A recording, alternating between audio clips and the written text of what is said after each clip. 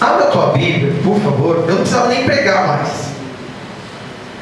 Não precisava nem pregar mais. Mas como se eu for numa igreja e não tiver a ministração da palavra, eu saio muito bravo. Tá?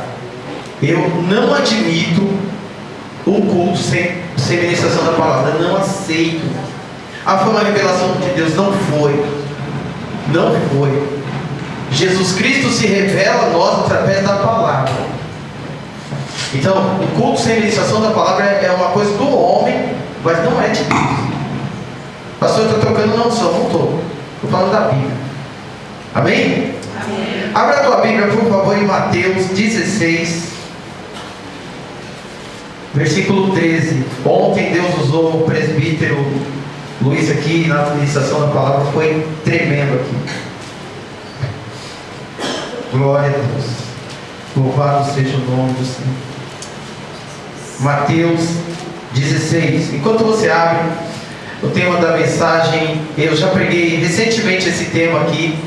O tema da mensagem é: quem é Jesus? Amém? Quem é Jesus? Eu quero cumprimentar a todos os internautas, todos que nos acompanham pelo Facebook da igreja, o meu pessoal, todos que nos acompanham pelo site da igreja, que é o www.ministeriopalabradeVida-São Paulo.com.br, desculpa, www.ministeriopalabradeVida.com.br. São Paulo é o site.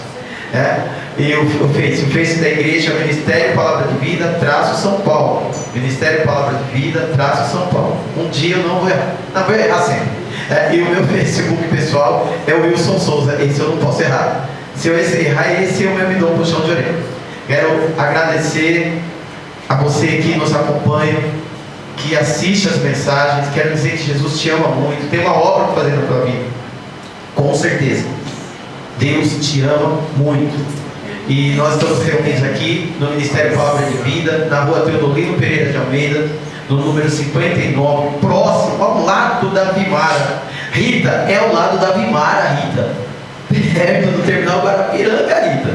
Tá? Venha nos visitar aqui todos os domingos às 18 horas, toda quarta-feira às 19h30 e todo segundo sábado às 19 horas. Estamos aqui louvando, engrandecendo, exaltando ao nome do Senhor. Também no segundo sábado às 5 horas, 17 horas, nós temos uma escola bíblica aqui muito boa, tremendo.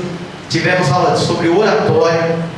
Vem aqui que Deus tem algo maravilhoso para fazer na tua vida. E se você não tiver como, essa abençoada, não vou falar seu nome, você sabe que é você que está lá na barriga. Aleluia. Esse barulho aqui é mistério na terra. Calma, é mistério aqui, calma. Nós não fomos arrebatados ainda.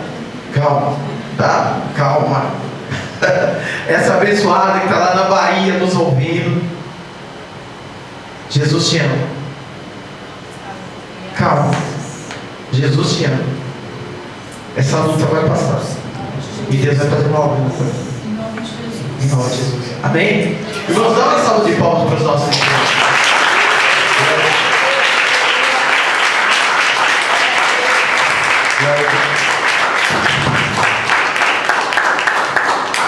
Quem é Jesus?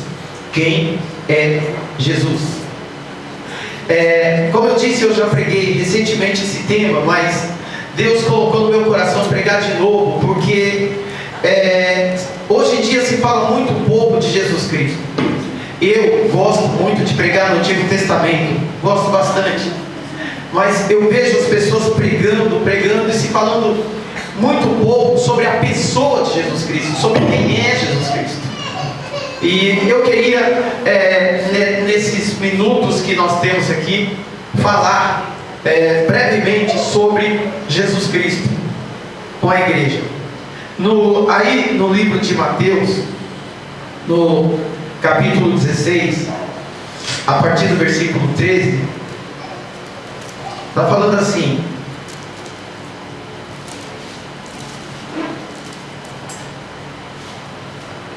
e chegando Jesus às partes de Cesareia de Filipe, interrogou os seus discípulos, dizendo: que dizem os homens ser o Filho do homem? quem dizem os homens ser o Filho do Homem? E eles disseram, uns, João Batista, outros, Elias, e outros, Jeremias, ou um dos profetas. Disse-lhes ele, e vós, quem dizeis que eu sou? E Simão Pedro, respondendo, disse, tu és o Cristo, o Filho do Deus vivo. Amém? Amém. Até aqui. Senhor, em nome de Jesus, nós vamos meditar na tua palavra. Pai, sabemos que a fé vem por ouvir, e ouvir pela palavra de Deus. Jesus Cristo disse em João 17:17, santifica-os na verdade. A tua palavra é a verdade. Meu Deus, sem a palavra não somos nada. Por isso, Pai, que possa nascer no coração da tua igreja um amor, um anseio por saber mais da tua palavra, por conhecer mais da tua palavra, Pai, porque é através da palavra que Jesus Cristo se revela. Em nome de Jesus, Pai, eu me coloco agora como um arauto do Senhor, e eu te peço, meu Deus, tira todo eu, todo racional humano. Como disse Paulo, que minha palavra não consiste em sabedoria humana, mas que ela seja, Pai, movida pelo poder, pela autoridade do Espírito Santo. Fala conosco. Eu te peço e te agradeço em nome de Jesus. Amém, irmãos? Eu posso ouvir um glória a Deus? Posso ouvir um aleluia? Às vezes a gente esquece meio que é pentecostal, meu irmão. Não sei que o povo não gosta de falar glória a Deus, aleluia. Jesus faz um questionamento que persiste até hoje. Quem dizem que eu sou? O que eles falam que eu sou? O que eles falam de mim por aí? E até hoje, irmãos, essa pergunta persiste. Ainda hoje há uma variada, ou alguns dizem variegada, uma variação muito grande de interpretação sobre Jesus Cristo. Há entre os estudiosos um debate entre o Jesus bíblico e o Jesus histórico. Alguns dizem que o Jesus histórico não é o Jesus pregado nas igrejas, que houve sim, realmente existiu um homem chamado Jesus Cristo, e eles admitem historicamente, porque é impossível negar, há documentos que comprovam a existência de Jesus Cristo, mas eles dizem que esse Jesus Cristo não foi crucificado, que esse Jesus Cristo não morreu na cruz, melhor dizendo. E esse Jesus Cristo, existem literaturas que mexem na cabeça das pessoas. Eu já falei aqui recentemente, até foi transformado em filme. Tem a Última Tentação de Cristo, que fala que Jesus foi apaixonado por Maria Madalena. E tem o Código da Vinci, que fala que Jesus Cristo constituiu família, e que na família dele surgiu uma dinastia muito famosa, se não me engano, a dos Merovingios. E inclusive quem assistiu o filme Código da Vinci, eu não quis ler o livro, porque eu tenho certas, desculpa o termo, chulo, mas vou usar, tem umas porcarias que eu não gosto de ler, já sei que não presta, não vou ler, tá? Irmãos, eu gosto de ler coisas que vai me acrescentar. Se não for me acrescentar, eu não leio. Até as leituras recreativas que eu faço é para me acrescentar. E esse livro, só para quem não assistiu o filme nem leu o livro, o autor fala que aquele santo grau que foi tão caçado pelo Indiana Jones, que todos falam que é uma taça, que a última taça é a taça que Jesus Cristo tomou a última ceia, ele fala que não é. Ele fala que é uma forma de taça que tem no quadro. Oh meu Deus, fugiu o nome do quadro agora. Isso, o quadro da Santa Ceia. E ele fala que quem está deitado no tórax de Jesus não é João, o discípulo amado. Ele fala que quem está deitado ali é Maria Madalena, que estaria sentada ao lado de Jesus e deitada, porque eles já tinham um relacionamento. Irmãos, os caras viajam, sabe? Só para você ter ideia, o livro a Última Ceia, também chamado de Santa Ceia pela Igreja Católica, ele foi escrito há muitos anos depois de Jesus Cristo. Aquele livro não revela Jesus Cristo, tá? Então, se basear num quadro que foi feito muitos anos depois de levantar uma tese deturpando o caráter de Jesus Cristo. É a luta que o mundo tem para tentar acabar com o poder da igreja de Jesus Cristo. Porque, irmãos, o apóstolo Paulo falou que se Cristo não ressuscitou, é vã a nossa fé.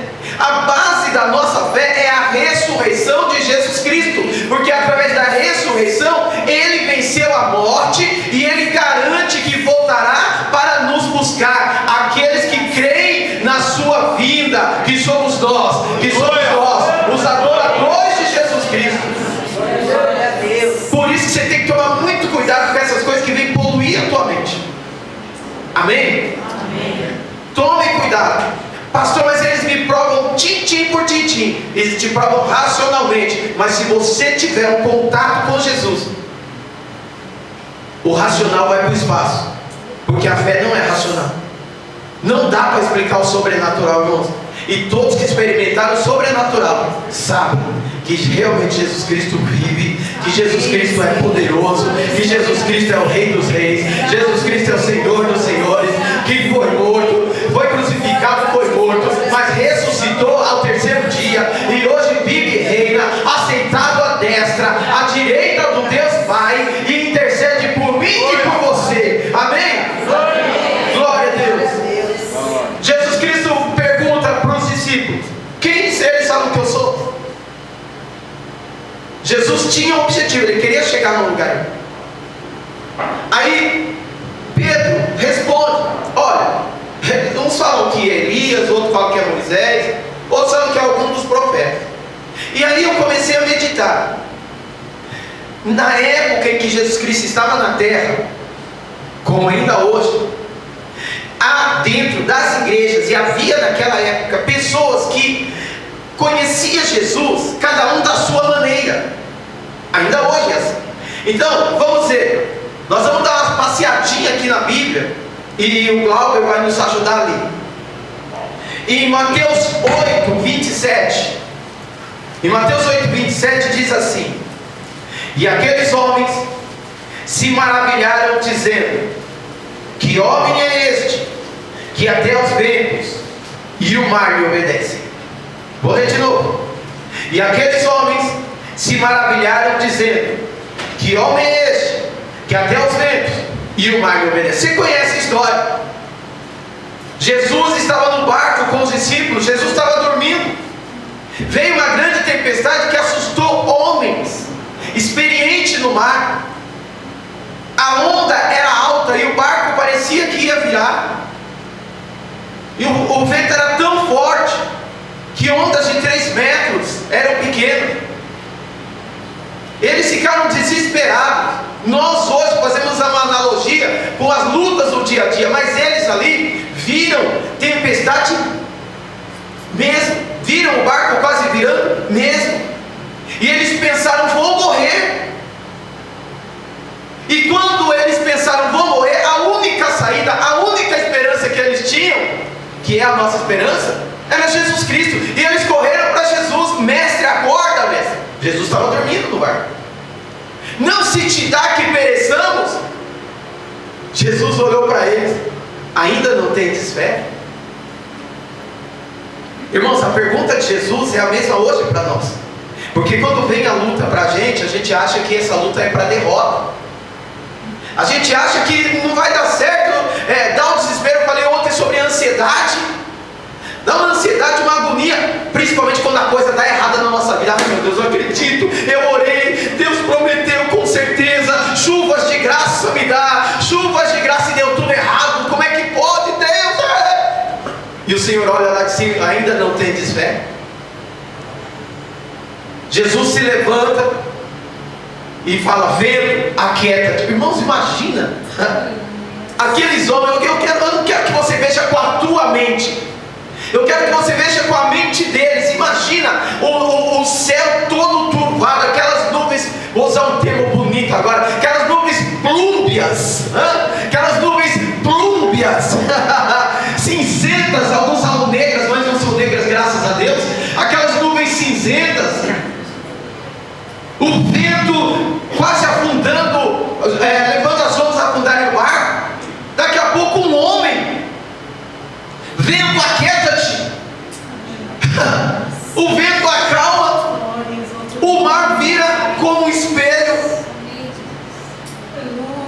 Eles ficam maravilhados. Esse homem é o Senhor da natureza. Esse homem é o homem que comanda o vento, comanda as tempestades. É o mesmo que lá atrás falou para João, para Pedro, João e Tiago, joga a rede ali. E a rede veio tão carregada que quase arrebentou de tanto peixe. Eles viram Jesus, conheceram Jesus como o Senhor da natureza. Um homem que comanda o vento, comanda o mar, sabe onde os peixes estão. Quando precisa de uma moeda, manda Pedro pescar e traz o peixe, tem a moeda no ventre do peixe. É esse Jesus que eles conheceram, o Senhor da natureza. Mais à frente nós vemos alguns conhecendo Jesus em Mateus 23, versículo 8. Alguns conhecendo Jesus como um grande mestre, como um grande rabi.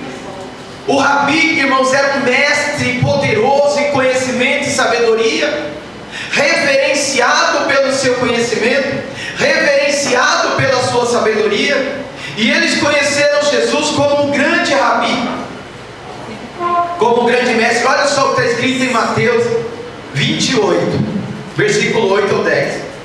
Vós, porém, não queirais ser chamado rabi, porque um só é o mestre, é o vosso mestre, a saber, o Cristo. E todos vós sois irmãos. E a ninguém na terra chameis vosso Pai, porque um só é o vosso Pai, o qual está nos céus. Nem vos chameis mestre, porque um só é o vosso mestre, que é o Cristo.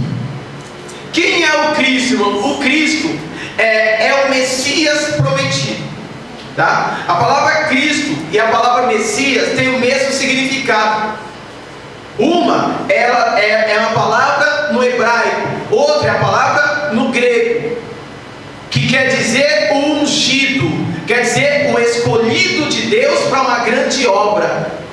No caso, Jesus o ungido, Jesus o Cristo, o escolhido de Deus para me salvar e para te salvar. Ele fala: não queirais ser mestre vocês.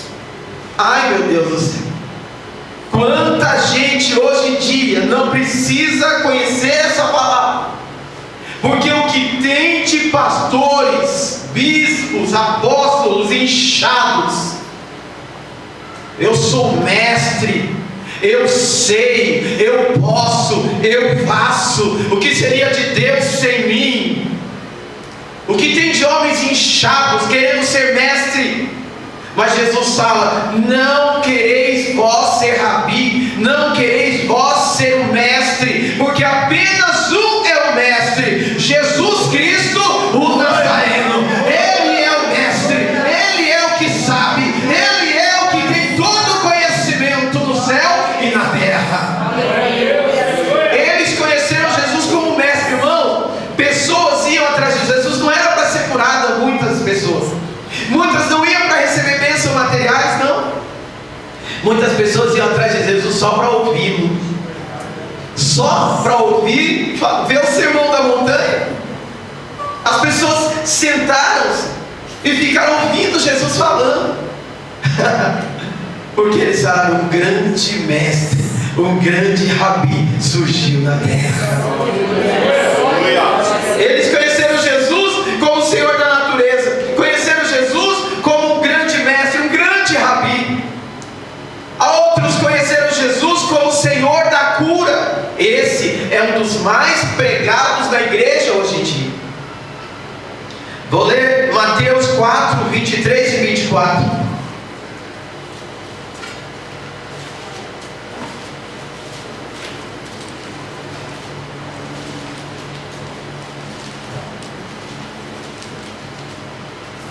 Diz assim a palavra do Senhor: e percorria Jesus toda a Galileia, ensinando nas suas sinagogas, mestre, e pregando o evangelho do reino, e curando todas as enfermidades e moléstia entre o povo. Irmãos, eu queria fazer, Deus colocou agora no meu coração, eu queria fazer uma análise nesse versículo aqui rapidamente.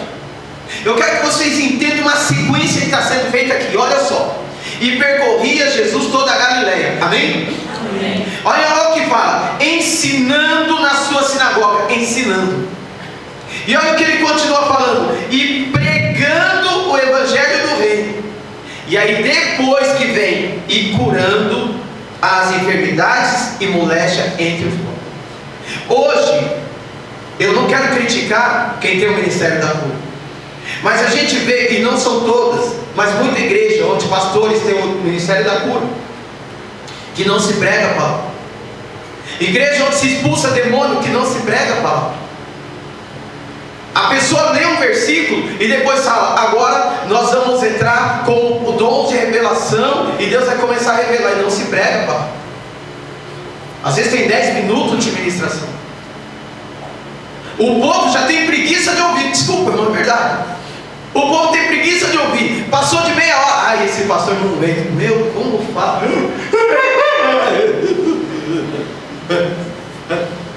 Mas se for num teatro, fica 2 horas. Se for num teatro, se for numa ópera, irmão, eu só de assistir a ópera, um pedacinho na televisão me dá sono. As pessoas ficam horas aí aqui. Eu já fico cansado. Pastor, o senhor está falando mal de quem vai na ópera? Não. De quem vai no teatro também não, irmãos. Eu não tenho nada contra. Eu fui muito em teatro já. A pior peça teatral que eu assisti foi Calígula. Soubesse, não tinha ido. Você ri, né? Eu vou falar por quê? Vou falar. Eu vou falar. O povo está curioso. Daqui a pouco eu fala. Como é o nome do homem? Esqueci a hora. Marido da Cláudia Reis, marido da Cláudia Reis. Edson Celular. É celular, então eu falo celular para. Irmão, misericórdia. Onde já se viu eu entrando numa festa de tirado para ver aquele homem pelado no frontal. Ah, fala sério. Se eu soubesse, eu não tinha ido. Já tem gente que, ai, passou vendo que eu não assisti. Se converte, crente, vigia. Vigia, crente, olha, cuidado, gente. Mas é sério, gente.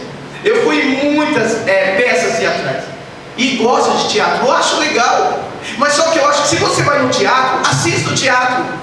Você vai no cinema, assista o cinema. Mas quando você vai para a igreja, não reclame de meia hora de pregação da palavra, porque é a palavra de Deus que vai trazer vida para você. É a palavra de Deus que vai te trazer força para vencer as lutas e as tempestades da vida. A peça teatral não vai mudar a sua história. O filme do cinema não vai mudar a sua história. Mas essa palavra cura, essa palavra liberta, essa palavra transforma, essa palavra traz vitória, essa palavra tira o coração de pedra, coloca o coração de carne. Essa palavra levanta os que estão caídos e coloca de pé em posição de vitória e de conquista. Você for numa igreja que não tiver pregação da palavra, sai, sacode a poeira do pé e fala, não volto mais. Ah, irmão, não tive tempo de preparar a mensagem. Pastor, que se converte. Que o dever do pastor é se preparar. Irmão, segunda-feira, eu saio daqui já orando, Deus me dá uma palavra para o domingo. Eu saio daqui já. E pastor ia na quarta, Deus já me deu a semana passada. Eu saio desse jeito, irmão. Porque eu tenho compromisso com a palavra do Senhor. Eu não fui ungido para ser estrelinha de Jesus. Eu fui ungido para ter compromisso com a obra. Deus não tem compromisso com estrelinha. Aleluia.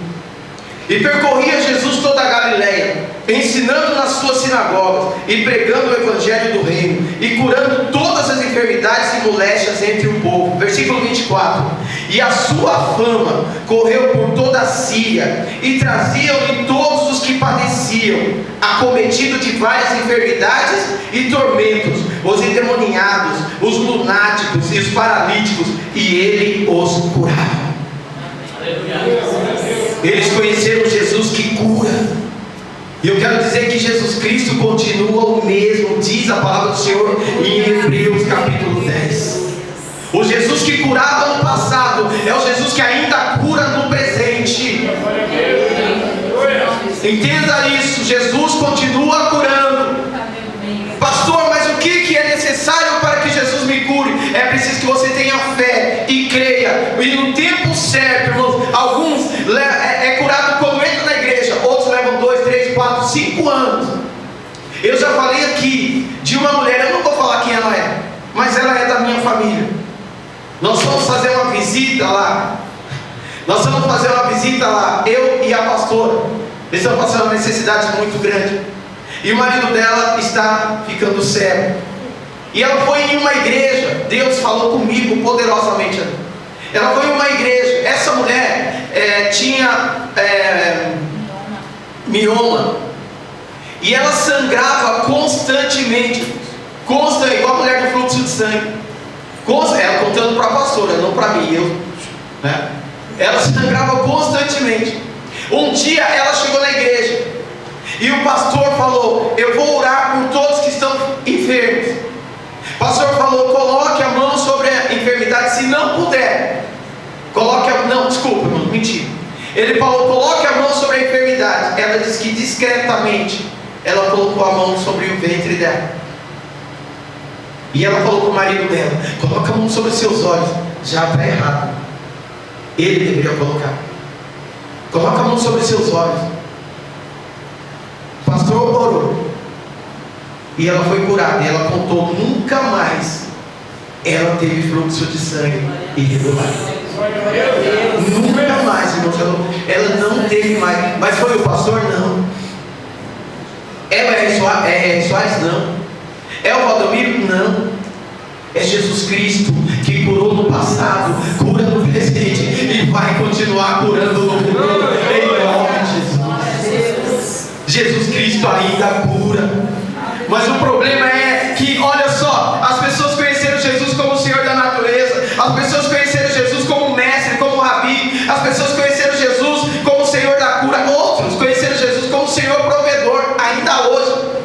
Como assim, pastor? Vamos lá. João 6,26.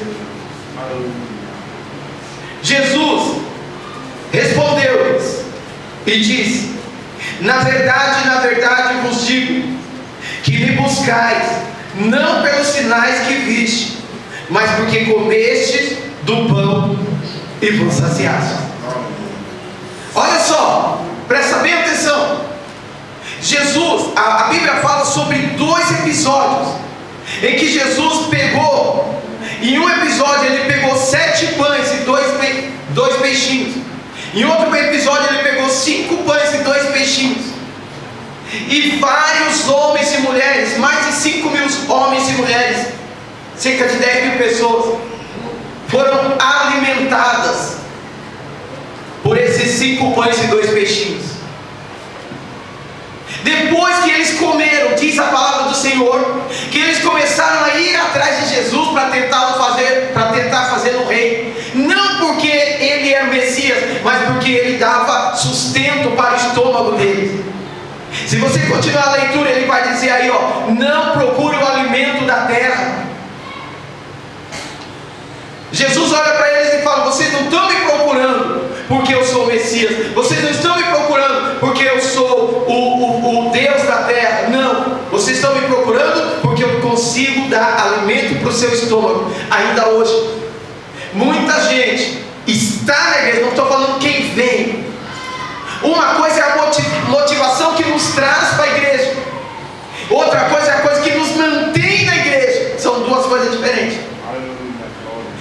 Muitos de nós viemos para a igreja porque queríamos algo de Jesus. Alguns queriam uma cura, outros queriam uma bênção financeira, Jesus provedor. Outros estavam passando necessidade financeira, material, Jesus provedor.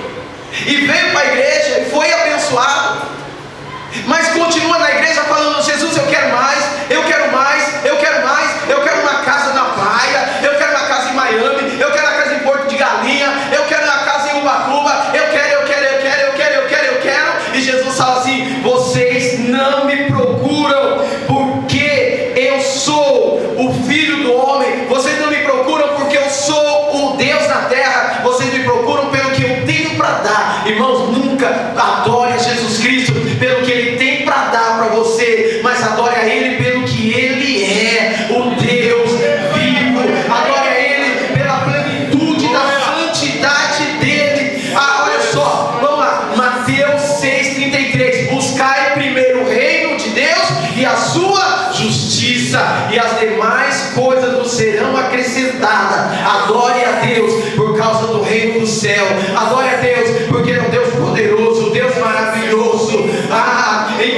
Jesus, irmãos. Não adore porque você quer um carro. Não adore porque, pastor, mas eu quero, eu sei disso, mas não adore por isso. Não adore, porque senão você vai receber um carro e acaba saindo da igreja. Por quê? Porque só queria um carro, o coração estava no carro. Vai conseguir um namorado que tanto está orando, está ficando até noite sem dormir. Deus está falando com gente aqui que está dando agonia. Ai meu Deus, eu preciso dele, Senhor. Eu quero esse homem, eu quero esse homem. Pastor, por que Jesus não deu ainda? Porque se ele der, você sai da igreja. Porque ele não quer que você esteja na igreja por causa daquilo que você quer. Ele quer que você esteja na igreja por causa dele. Amém? Esses homens, essas mulheres procuravam Jesus porque viram que Jesus multiplicou os pães e os peixes. Eles estavam preocupados com o estômago, não em adorar Jesus Cristo. Continuando aqui, Pedro falou assim: olha, alguns dizem que o Senhor é um dos profetas. E é verdade, irmãos. Quando você chega em Mateus 21:11, Mateus 21:11,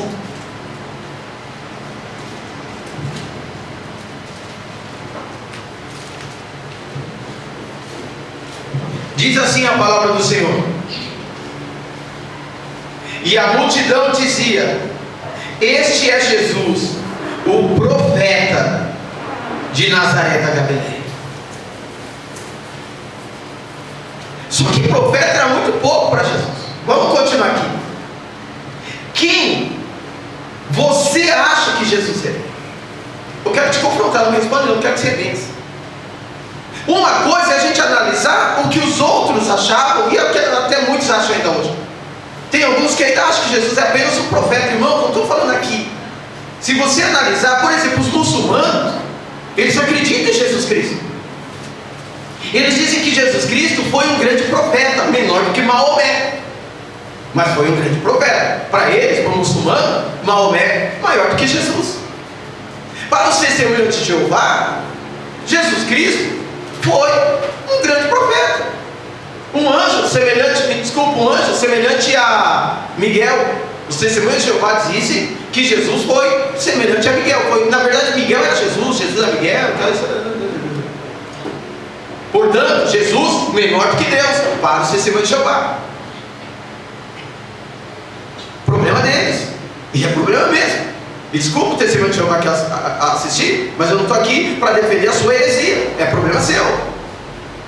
Problema dos muçulmanos, que eles dizem que Jesus é menor do que Maomé. Problema seu. A grande questão é para você. Quem é Jesus? Irmãos, não adianta eu estar numa igreja cristã, eminentemente cristã, evangélica e pentecostal, do Suricata, Canabra, Reteté de Jesus. E aqui a gente não vive fazendo aviãozinho, helicóptero, essas coisas, mas somos pentecostais.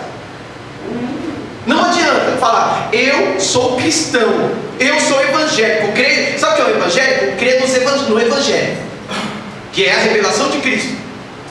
Se eu não tiver uma definição mental e espiritual de quem é Jesus. Quem é Jesus para você? O Senhor da cura? O Senhor que tem o controle sobre a natureza? O Senhor provedor? Quem é Jesus para você? Aquele que abre porta onde não tem porta, e é mesmo? Jesus chega, olha só, eu estou na mensagem em Mateus 16:15, Jesus chega e pergunta assim para os discípulos: e vós, quem dizeis que eu sou? E Simão Pedro, respondendo, disse: tu és o Cristo, o Filho do Deus vivo. Irmãos, alguns falam assim: olha, Jesus era o Filho de Deus, portanto ele era inferior a Deus. Não. Quando falam tu és o Cristo, o Filho de Deus, está dizendo tu és Deus da terra. Porque, por exemplo, em nossa situação, 2 meninos. Eu sou o Wilson pai. Gabriel é o meu filho. E o Wilsinho, está quase Wilson, é meu outro filho. Nós somos pessoas diferentes. No caso de Jesus Cristo, o Deus Filho, e Jeová, o Deus Pai, e o Espírito Santo, os três, isso é mistério, não espera explicação. Os três são apenas um. O Deus Pai é Deus, o Deus Filho é Deus, e o Deus Espírito Santo é Deus. Isso é inexplicável, isso é mistério que somente Deus vai te explicar quando você chegar na glória. Mas eu vou te dizer uma coisa: se você for para o céu para perguntar isso, você vai perder tempo. Porque eu, quando chegar no céu, eu não vou perguntar nada. Eu infelizmente, é a única parte ruim de ser pastor. Eu vou ter que apresentar vocês. Eu vou ter que ficar lá: Senhor, estou vendo, Senhor, estou vendo. Doido. Pensa depois que passar o último. Eu vou te apresentar chorando, já sei. Tem lágrimas. Senhor, eu estou vendo.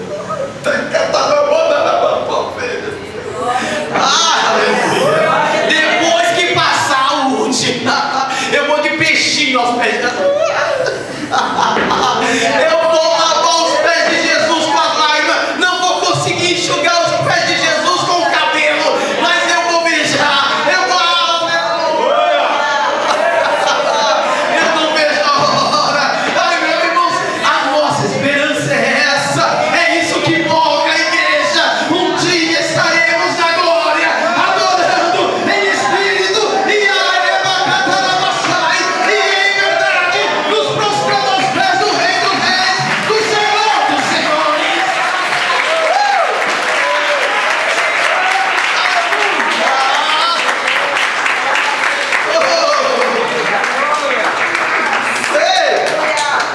É isso que é estar na igreja. Aleluia. Aleluia. Tu és o Cristo. Tu és o Deus vivo, o Deus encarnado. Era isso que Pedro estava falando. Tu és o Deus encarnado, o Deus que se revelou no meio do teu povo, o Deus que se revelou na terra, o Deus que se fez carne, o Deus que habitou entre os homens, o Deus que está caminhando conosco, disse ele, em carne, e que nós como igreja acreditamos que ele caminha conosco em espírito e em verdade. Aleluia. Oh, Santo Deus. Aleluia. Não dá para esgotar. Eu vou te passar 3 revelações de quem é Jesus. Primeiro, quem realmente é Jesus. Primeira coisa, Lucas 2:11. Jesus é o Salvador. Olha só: pois na cidade de Davi, Belém, vos nasceu hoje o Salvador, que é Cristo, o Senhor. Jesus Cristo é aquele que veio para nos salvar. Aqueles que gostam do hino da harpa lembram, né? Jesus é o Salvador, é isso, né? Que veio nos salvar do mundo de horror, das ondas desse mal. Jesus veio, irmãos, Jesus se fez carne para nos salvar, para nos tirar das garras do diabo, para nos tirar de uma condenação eterna no inferno. É em Cristo que nós temos certeza absoluta que somos salvos. Não é que seremos salvos. Irmão, se alguém te perguntar se você tem certeza que vai para o céu, você fala: eu tenho. Amém. Ou o que me incomoda, eu vejo até debates por aí, é crente falar: eu não sei se você salvo. Não, como não? Jesus Cristo é o nosso Salvador. Jesus Cristo nos resgatou. Jesus Cristo nos deu vida. E Jesus Cristo nos garante que nós vamos para o céu. Lá em João 14 ele disse: crede em Deus, crede também em mim. Na casa do meu pai há muita morada. Se não fosse assim, eu vou teria dito, e eu virei e vos levarei para morar comigo. É garantia dele, irmão. Você é salvo. Você é salvo. Pastor, mas eu erro.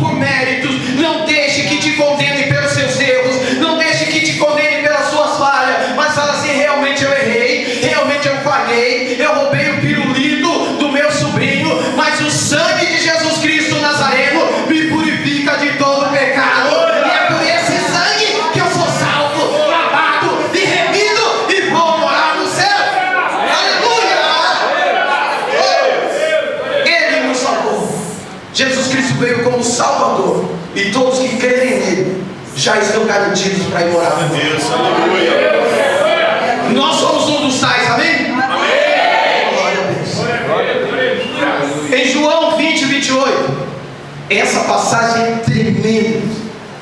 Essa passagem, como dizem os pastores pentecostais por aí, dizem, é forte. Essa passagem é forte. Seria, né? Depois de eu explicar esse negócio é forte, tem gente que não sabe. Enquanto você acha, eu vou te contextualizando. Jesus se revelou para vários discípulos, primeiro para Maria Madalena, e foi se revelando. Tomé falou, só acredito se ele aparecer na minha frente e eu colocar o dedo nas feridas dele. Aí quando chega aqui, em Mateus 20, 28, Jesus se revela. Tomé, pode vir, aqui ó, Tomé. Gente, Tomé, imagina Tomé na frente de Jesus. Tomé se jogou no chão e fala isso que está escrito aí, ó. E Tomé respondeu e disse, Senhor meu e Deus meu. Irmãos, essa declaração, você não tem, vou plagiar o presbítero Luiz, você não tem noção, você não tem noção da profundidade dessa declaração. Gente, Tomé era um judeu, cara, isso é doideira, como diz o apóstolo Paulo Tércio. Um judeu só se prostra diante de Deus.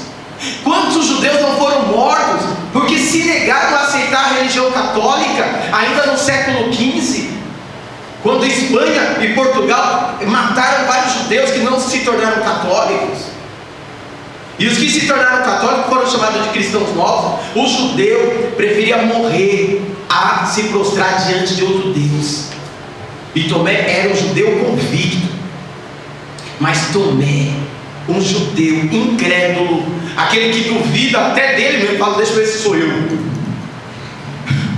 Quando viu Jesus, ele se jogou e ele fez duas declarações importantíssimas aqui. Ele falou, meu Senhor. Sabe o que é Senhor? Senhor no grego quer dizer Kyrios. Kyrios. Senhor, a palavra Kyrios quer dizer o dono de tudo, é o dono da plenitude, dono da totalidade. Quando ele falou, meu Senhor, eu sou todo seu, eu pertenço ao Senhor, tudo que eu sou é seu, tudo que eu tenho é seu, a minha vida te pertence, meu Senhor. E olha o que ele continua, meu Senhor e Deus meu. Está escrito, irmão, o pessoal chega para a gente, onde está escrito na Bíblia que Jesus é Deus? Você já viu essa perguntinha, né? Está aí, gente. Irmão, guarda esse versículo, porque quando os abençoados, Deus abençoe, dos testemunhos de Jeová baterem na tua porta e você, um desavisado, atender, porque eu não atendo. Eu não atendo. Porque eu não vou debater. Eu tenho minha fé e acabou, eu creio na palavra e acabou. Me mostra um versículo onde está dizendo que Jesus é Deus. João 20, 28. Meu Senhor e Deus meu. Olha isso, gente. Aleluia. Olha isso. Glória a Deus. Sabe uma dificuldade que a igreja tem? A igreja evangélica, nossa, não, no geral, nós temos facilidade em reconhecer Jesus como Salvador. É muito fácil. Ó, eu era um pecador, andava sem Jesus, não tinha esperança nem divina luz. Hoje sou liberto, Cristo me salvou, Salvador, com seu sangue me lavou. Que amor nos concedeu Jesus. É cantozinho da harpa da quarta-feira, né? Eu sou só curioso só. Mas ele nos revela, ele se revela para nós como Salvador e nós aceitamos isso. Estávamos na vida de cachaça, ele nos salvou. Estávamos lá, enfim, ele nos salvou. Mas reconhecer Jesus como Senhor e Deus, aí pega. Sabe por quê? Se ser Jesus é meu Deus, eu não tenho mais vontade. Por exemplo, ontem eu conversava com a Kézia e ela falou algo, ela tadinha, ela fica com vergonha. E ela falou algo que é uma revelação de Jesus como Deus na vida dela. Porque se fosse pela carne, ela não teria vindo pela igreja, para a igreja ontem. Mas ela veio impulsionada pelo dever cristão de servir aquele que é o Senhor da vida dela. A minha carne fala, fica em casa. Mas o meu Senhor diz, vem para a igreja. E eu vou para a igreja, porque quem manda em mim não é mais a minha carne, é o meu Senhor. Você está me entendendo? Quando você fala, eu vou fazer a minha vontade, você está negando o senhorio de Cristo sobre a tua vida. Eu faço se eu quiser, então você tem que se converter. Pastor, mas eu tenho livre-arbítrio. Não tem mais. A partir do momento, é um debate meu com o Luiz, nós chegamos a essa conclusão juntos. A partir do momento que você entregou sua vida para Jesus Cristo, acabou seu livre-arbítrio. E aí você tem que fazer como Jesus fez lá no Getsemane. Senhor, que não seja feita a minha vontade, mas a sua. Irmãos, a partir do momento que você entregou a sua vida para Ele, acabou o livre-arbítrio. Acabou. Você não tem mais vontade própria, a sua vontade tem que ser a vontade dele. Sabe a parte que a gente mais descobre que o crente não se converteu? Vou pegar agora, você vai ficar chateado comigo, mas é verdade. É na hora dos dízimos e oferta. Lá vem falar de dinheiro. Só pensa em dinheiro, essa pessoa só perde dinheiro. Você quer que tanto dinheiro? Eu não dou. Ah, não dou mesmo. É meu dinheiro? Ó, meu dinheiro. Opa! Mas se Jesus é o meu Senhor e o meu Deus, o dinheiro não é meu, o dinheiro é dele. O carro não é seu, o carro é dele. Pastor, o senhor quer que eu dê meu carro para a igreja? Não, em nome de Jesus, nunca dê seu carro para a igreja. Não é isso que eu estou falando. Mas a pior coisa que tem é um crente que coloca atrás do carro dele propriedade de Jesus e não dá uma carona para o irmão da igreja que mora do lado da casa dele. Você não precisa dar o carro para a igreja. Estreitou na terra. Você pensou que eu ia pedir seu carro como oferta. Irmão, não sou mercenário. Mas é seu mesmo. Quando você precisa passar uma vassoura na igreja, até parece que eu vou fazer, mas não vou com medo, sou homem. Homem não foi feito fazer esse serviço, é coisa de mulher. Em Cristo não há homem, não há mulher, todos são iguais na presença do Senhor. Na igreja do Senhor não tem serviço de homem, serviço de mulher, tem o serviço dos dois. Se tiver que lavar louça, vai lavar louça. Irmãs, põe esse marido para lavar louça. E cria esses meninos aprendendo a fazer o serviço de casa. Você está criando vagabundo. O menino solta a pipa e a menina faz serviço de casa. Não, pastor, mas é que ele é homem. E daí? Homem também faz. Aliás, homem tem que fazer. Cozinhar, ela vai passar. Eu não sei cozinhar, não, só a graça. Mas eu lavo, né, gente? Acabei de lavar a louça antes de vir pra cá. Tá limpinho. Ela sabe. Ela sabe. Quebra a mãozinha lavar uma louça? Quebra a mãozinha, a sua esposa está lá sentadinha no sofá, você ir trazer um café para ela? Um pãozinho? O quê? Apresenta aqui, ó. As irmãs Taúça, presbítera, Deus. Aleluia, mistério. Gente, a pior coisa é ter homem inútil, que não sabe passar uma vassoura no chão, não sabe lavar uma louça. O cara não consegue arrumar a cama dele. Gente, em nome de Jesus, menina solteira, se você casar com um homem desse, já conserta ele logo no primeiro mês. É sério, tá? E ó, você não sabe o que minha esposa pegou do meu pé, ó, que eu casei. Eu não sou melhor que os outros, não. Wilson. Hoje, quase 20 anos depois, a gente deu uma ajeitadinha em algumas coisas, falta muito ainda, tá? Mas ela pega no meu pé. Eu não sou melhor do que os outros, porque o homem normalmente é mal criado, é mal acostumado. E vocês, irmãs, tem que colocar seu marido no estreito. Pastor, saiu da mensagem. Não, não saí não. Não saí. Em Cristo não há macho, não há fêmea. Somos todos iguais na presença do Senhor. Amém? Amém? Por isso, quando Jesus é o seu Senhor, você tem que cuidar bem daquilo que Deus te deu. Você tem que cuidar bem da sua esposa, tem que cuidar bem do seu marido. Em nome de Jesus. Porque não há diferença em Cristo Jesus. Senhor e Deus.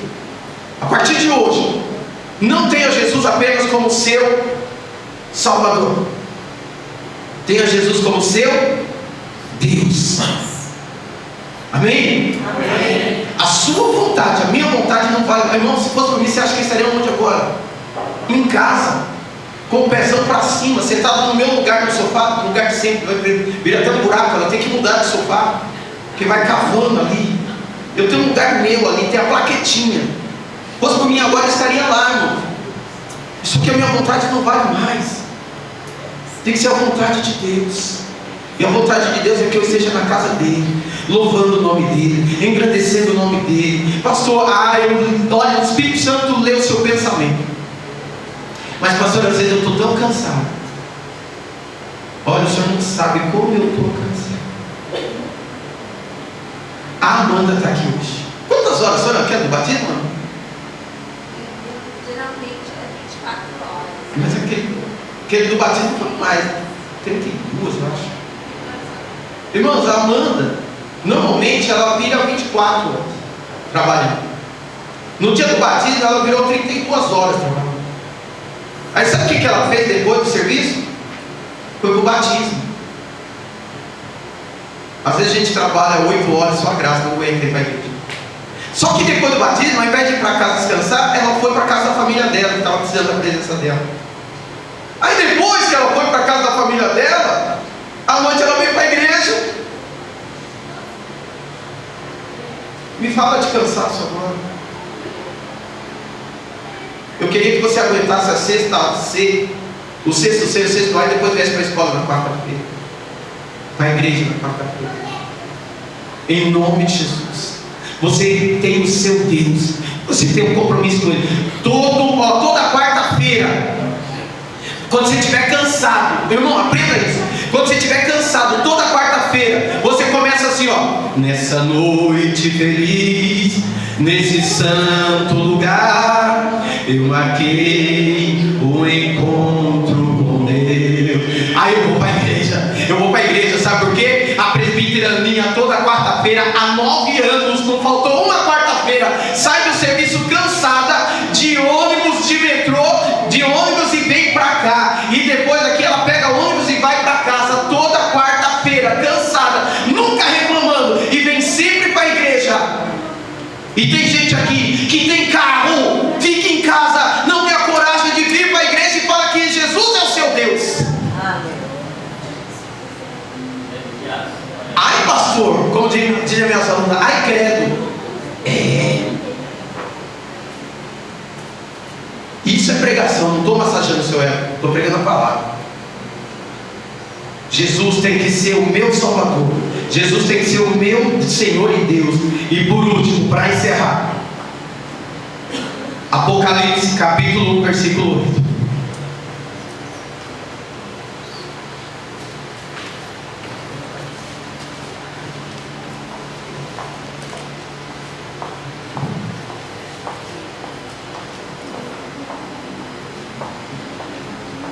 Apocalipse capítulo 1, versículo 8 diz assim: eu sou o Alfa e o Ômega, o princípio e o fim, diz o Senhor, que é, que era e que há de vir. O que está escrito aí no final? Todo-Poderoso. Ninguém, todo poderoso quer dizer que ninguém é mais poderoso que Ele. Quando Ele fala eu sou o Alfa e o Ômega, Ele está usando a ideia de plenitude, totalidade. Alfa é a primeira letra do alfabeto grego e Ômega é a última letra. Ele fala eu sou a totalidade, eu sou a plenitude. Na conjugação verbal, ele diz, olha, eu sou, cadê? Olha lá, que diz que na conjugação verbal é presente, que é hoje, presente, amém? Que era passado, e o que há de vir, futuro. Irmãos, Jesus Cristo é a totalidade, Jesus Cristo é a plenitude, tudo está sujeito, presta bem atenção nisso que eu vou falar, tudo está sujeito a Jesus Cristo. Se tudo, olha que tremendo, se tudo está sujeito a Jesus Cristo, o seu problema é nada diante de Jesus Cristo, a sua luta é nada diante de Jesus Cristo, a sua prova é nada diante de Jesus Cristo, a sua necessidade é nada diante de Jesus Cristo, porque Ele é o provedor, Ele é o curador, Ele é o que abre porta, Ele é o que liberta, Ele é o que transforma, Ele é que opera sinais, prodígios e maravilhas. Nele está todo por operar e todo realizar em Cristo Jesus. Eu não sei qual é a tua luta, eu não sei qual é a tua prova, mas eu te apresento nessa noite um Jesus Cristo todo poderoso, que pode fazer um milagre acontecer na tua vida, que pode fazer a situação mudar e você sair daqui cantando o hino da vitória. Aleluia. Tem gente que não estava aqui, por isso eu queria ler com essas pessoas. Um versículo é nessa passagem mesmo, viu, Glauber? Não precisa tirar não. Tem gente que não estava aqui, e eu acho importante a gente ler essa passagem. No versículo 13, vamos ler o versículo 12 aí, desse mesmo capítulo. Eu falei quarta-feira passada sobre o Jesus que eu adorava, que era um Jesus numa cruz, caidinho, com uma coroa de espinho na cabeça, todo derrotadinho, tadinho. Aí quando eu entrei na igreja, depois de alguns anos, eu fui estudando a Bíblia, eu descobri que aquele Jesus que eu adorava, isso aqui continua depois no capítulo 19. Olha só o que está escrito aí. E no meio do e virei-me para ver quem falava comigo. E virando-me, vi 7 castiçais de ouro. Ela representa a igreja, amém? E no meio dos 7 castiçais, quer dizer que Jesus está no meio da igreja. Um semelhante ao Filho do Homem, é Jesus, vestido até os pés de uma veste comprida, e cingido pelo peito um cinto de ouro, e a sua cabeça e cabelos eram brancos como lã branca, como a neve, e os olhos como chama de fogo, e os seus pés semelhante a latão reluzente, como se tivesse sido refinado numa fornalha, e a sua voz como a voz de muitas águas. E ele tinha na sua direita 7 estrelas, e da sua boca saía uma espada de 2 fios, e o seu rosto era como o sol, quando na sua força resplandece. Abre Apocalipse capítulo 19.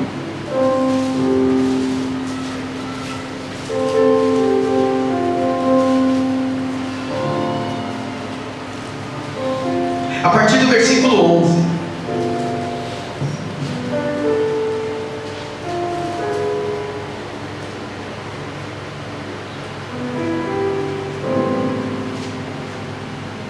Olha o que está escrito. E vi o céu aberto, e eis um cavalo branco. O que estava sentado sobre ele chama-se Fiel e Verdadeiro, e julga e peleja com justiça. E os seus olhos eram como chama de fogo. Lembra que a gente leu agora há pouco isso? E sobre a sua cabeça havia muitos diademas. Na cabeça de Jesus não tem mais uma coroa de espinho. Tem gente que fala, porque Jesus se revelou comigo com uma coroa de espinho na cabeça. Irmão, não tem mais coroa de espinho na cabeça de Jesus. Tem uma coroa com 7 diademas, coroa de reis. Amém? Sobre a sua cabeça havia muitos diademas, e tinha um nome escrito que ninguém sabia, senão ele mesmo. Estava vestido de uma veste salpicada de sangue, e o nome pelo qual se chama é o que é? Peraí, eu não vi, é que é? Então por que tem gente que não quer pregar a palavra? Ah, pastor, culto para mim que não tem a palavra, então você não quer Jesus. Palavra de Deus, versículo 14. E seguiam os exércitos que há no céu, em cavalos brancos e vestidos de linho fino, branco e puro, e da sua boca saía uma espada, uma aguda espada, para ferir com ela as nações, e ele as regirá com vara de ferro, e ele mesmo é o que pisa o lagar do vinho do furor e da ira do Deus Todo-Poderoso. Agora o versículo 16. E na veste e na sua coxa tem escrito este nome: